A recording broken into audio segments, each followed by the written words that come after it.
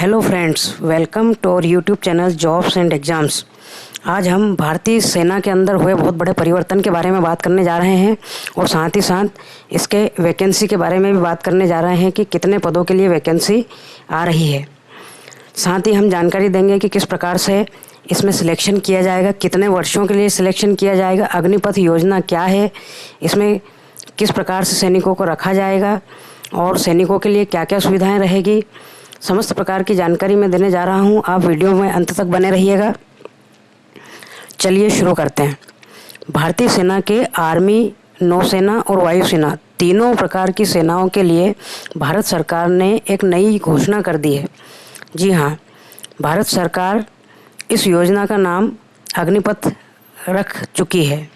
इसके अंतर्गत आर्मी, नौसेना एवं वायुसेना में प्रत्येक वर्ष 50,000 सैनिकों की भर्ती की जाएगी। यह भर्ती 4 वर्ष के लिए की जाएगी और इन 4 वर्षों में सैनिकों की 6 माह की ट्रेनिंग और 3.5 वर्ष की सर्विस होगी। जब सर्विस पूर्ण हो जाएगी तो उसमें से 25% सैनिकों को तो रेगुलर कर दिया जाएगा और 75% सैनिकों को रिटायर्ड कर दिया जाएगा। इसके बाद उन्हें 11,71,000 रुपये की एकमुश्त सेवा निधि दी जाएगी। इस सेवा निधि को रिटायरमेंट का अमाउंट आप मान सकते हैं और इस पैसे के द्वारा जो रिटायर हुआ सैनिक है वो अपना कोई भी व्यवसाय डाल सकता है या अपने लिए उस पैसे को सुरक्षित रख सकता है। इसके अलावा उन्हें कई प्रकार की और भी सुविधाएं दी जाएगी, जैसे कि सरकारी एवं प्राइवेट कंपनियों या विभागों में नियुक्ति के लिए विशेष आरक्षण का लाभ, क्योंकि वो भूतपूर्व सैनिक कैडर के अंतर्गत आएंगे।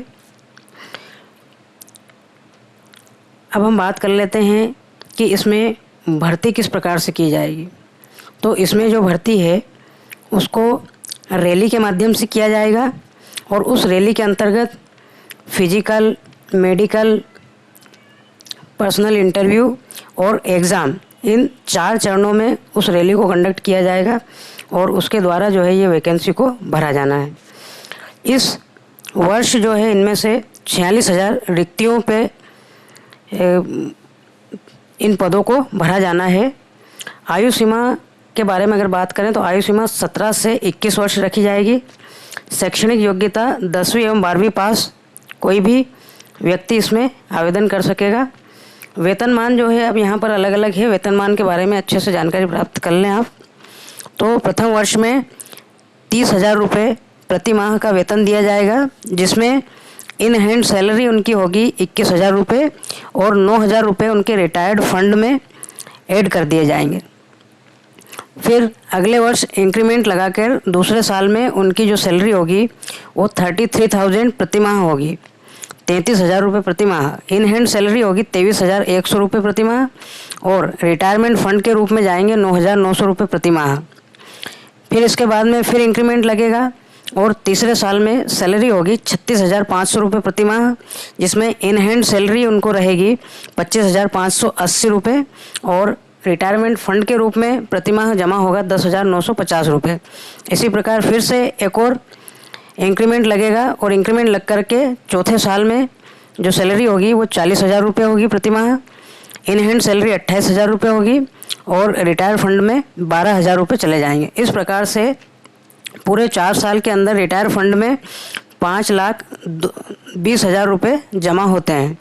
5,20,000 रुपये का 4 साल का ब्याज और गवर्नमेंट अपनी तरफ से कंट्रीब्यूशन करके और कुल मिलाकर के एक लमसम अमाउंट 11,71,000 रुपये सैनिक को रिटायरमेंट के रूप में या सेवा निधि के रूप में देंगी।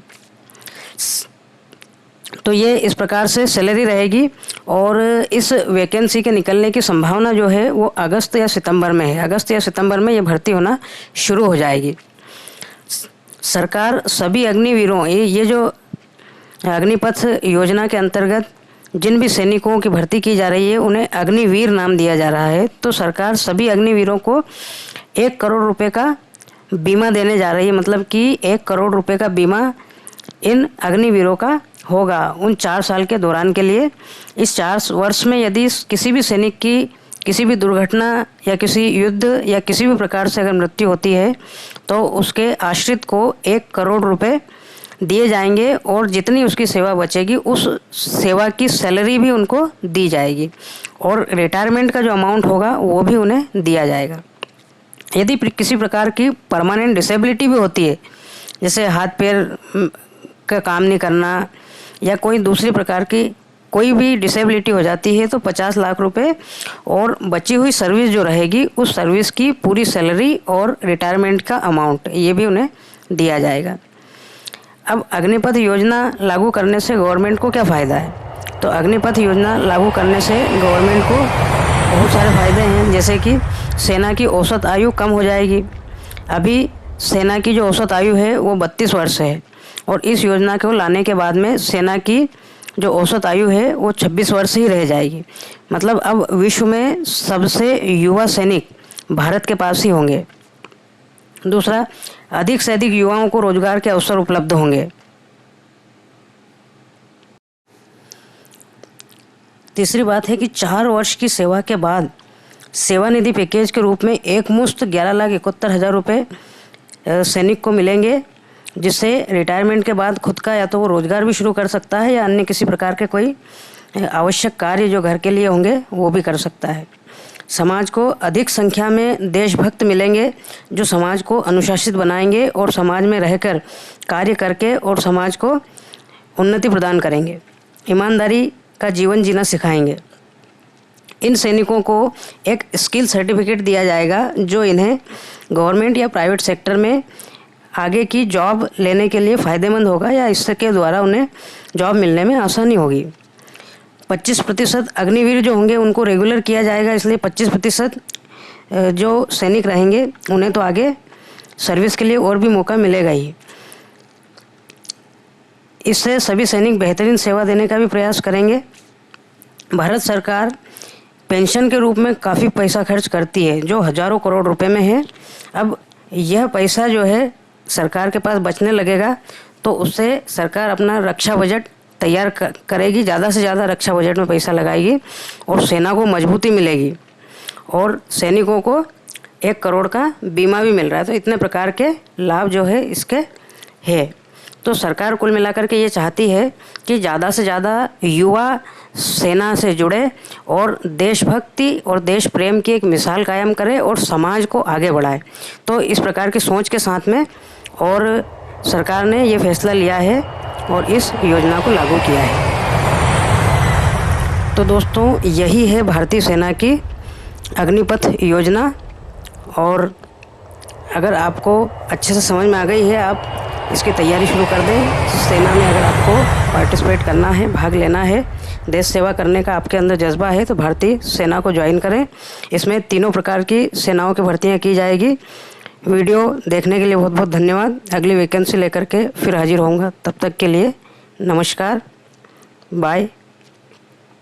चैनल को ज़रूर सब्सक्राइब करें यदि आप चैनल को नए हैं तो। धन्यवाद।